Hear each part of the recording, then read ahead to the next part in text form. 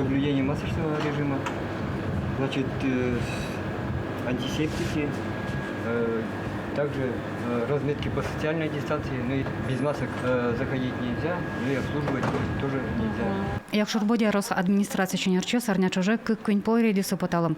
Клолык баджым вещестрос. Арня шорынчо таңыл пусёсе ярысынылыч кыкшук мустовны дигадями амбулатория малана мешке. Нож щутям стонтям сес стационарын.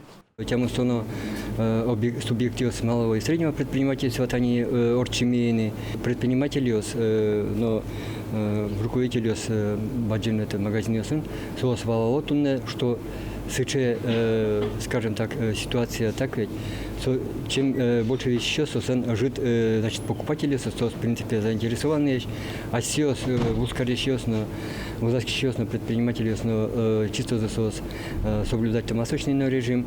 Чаклало, ну, овалки маскасы, ми сосли одноразовый маска щетками. Но все равно валало, что масочный режим кулебели, сос уже ветлой маскасы. Але волны керетищес. Чисто. А злотовалук все равно везде сознали волны. Сос тодон, что масочный режим соблюдать корону и уже эскеричкой. Миллион тоже ведь эскеру постоянно тань. Полиция постоянно каждый наловит эскеричку. А где ваша маска? Вот. Радио с вами Чаменкалык Люкашкону интиосы Норчон. Я ничего не буду объяснять. У нас сейчас масочный режим. Понятно, что масочный режим, но я вам ничего не должна объяснить.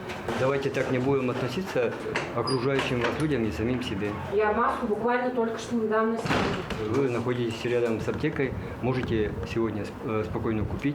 Маски в наличии, они имеются. Аркутско начальник як шурбоди ярысын коронистытян кыкщутям стомвит учур шараемын, да судик мурте штраф тырытемын. Сойщи жемчурс монетычан да свечурсоч. Рейды нужны. Слышат, конечно, не все, но все-таки прислушиваются, и все равно люди надевают маски. У нас вакцинировано около 8,5 тысяч человек.